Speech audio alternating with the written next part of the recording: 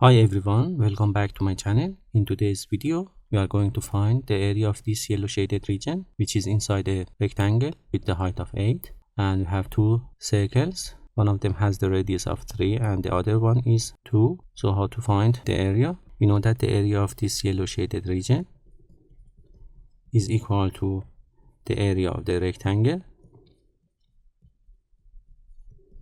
minus the area of circle with the radius of 3 minus the area of the small circle with the radius of 2.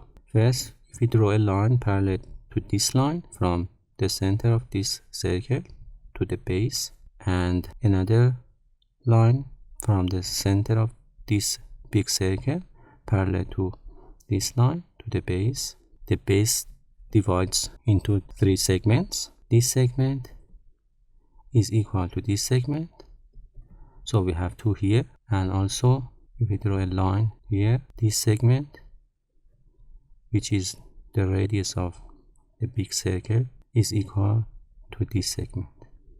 So we have 3 here, and we don't know the middle segment, so I call it X. And can also draw a line parallel to this line from this center, and now we know that this segment is equal to this segment, so we have 2 here because this is the radius of the small circle, and also this length is equal to this length. This is 3, this should be 3. You know that the whole length is 8. If we subtract 2 and 3, we get 3 for the middle segment, so this is 3. So how to find the value of X by using this 3? First, we draw a line and connect the center of these 2 circles, and also extend this line, and finally we have a right triangle here. The right angle is here. This segment is equal to this segment, so we have 3 here, and this hypotenuse is the sum of these 2 radii, so we have 2 here and 3, so the hypotenuse is the sum of these 2. We can draw this right triangle here.